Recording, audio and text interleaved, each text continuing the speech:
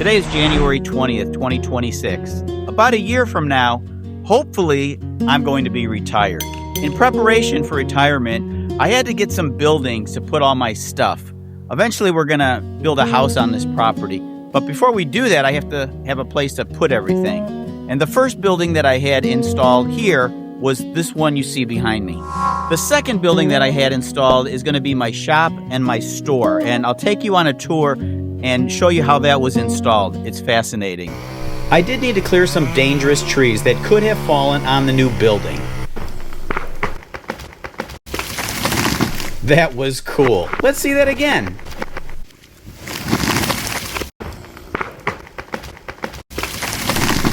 That was satisfying. On a warm Thursday morning last June, my new building arrived from Miller's Storage Buildings. Well, half of the building arrived. Hopefully the other half is on its way.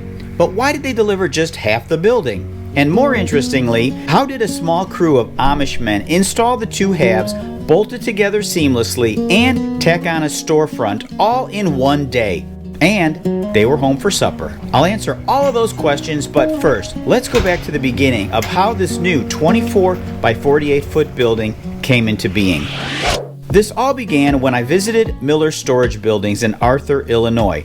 It's Amish owned and all the workers are Amish, which means that the craftsmanship is top notch. Dare I say, perfect. I told them that I wanted as large a building as I could afford.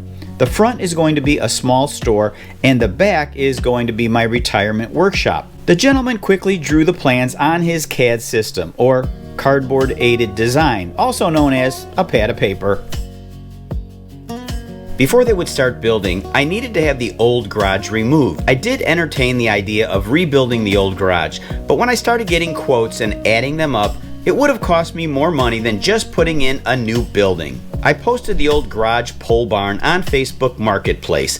I listed it for $1,500, but somebody would have to come and remove it as soon as possible. I wasn't even sure this would work, but after a few days, I had over a dozen messages expressing interest. I was increasingly hopeful. A man named Todd contacted me from a neighboring town. He seemed trustworthy and sincerely interested in the building. He wanted to rebuild it and use it for some horses on his property. We emptied out the building and disconnected the incoming electrical line. Soon, Todd came by with his crew and began disassembling the old garage. Some of the wood was rotten and needed to be replaced. This was unforeseen until he began taking off all the metal siding, so I ended up giving him a few $100s off the price. A few months later, Todd sent me these pictures of the garage rebuilt and installed on his property. It was nice to see the old building get a new lease on life, which is what this channel is all about. With the old garage gone, I gave Miller's the green light as they would need about 2 weeks to build. I took a trip to their workshop during construction to see my new dream shop and store come into being. This is my future workshop. Pretty exciting to watch it being built. In a couple weeks, this is going to be installed and I can start putting it all together. And the dream is starting to come true. While they began working on the new building in their shop, they hired another local Amish contractor to install the concrete pad. One of the best things about this new building that I haven't mentioned yet is that it will include a bathroom. This cutout in the cement is for the water and septic lines. The decision to include a new bathroom added another $10,000 to $15,000 to this project, but it's a decision I will never regret. With the concrete pad installed and fully cured, the building was finished, separated, and delivered on 2 trucks. This is the first half of the building. The driver, who is not Amish, is preparing to move this off the truck to its final destination. Let me introduce you to the mule. This little thing is about to take this big thing off the trailer. Down the road came a quiet load, 2 small walls and an open frame. 6 men talking in a language of not at once and they knew my name. Steel on gravel, careful hand, each board lifted like it mattered most. Bent their backs, limed every seam, set my future on this little post. This is where the years slow down, where old would find a second round. every nail a promise kept for me.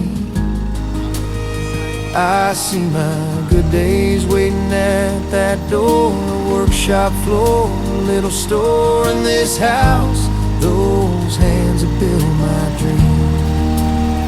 Here you can see the building moving, but nobody is standing on the mule. This is because the driver is operating using a remote control. Someday I'll turn the open sign, dust off stories from another time. Let the work of my own hands rest here too.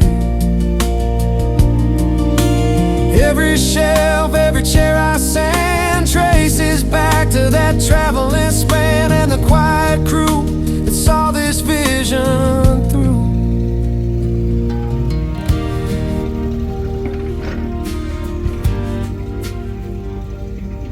It probably took about 45 minutes to place the north half of the building exactly where it needed to be on the foundation.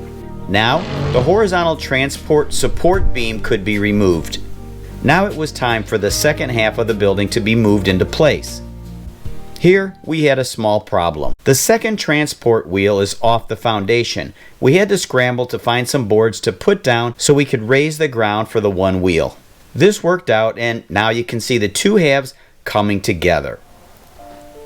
It's now mid-morning and the rest of the building crew should be arriving soon.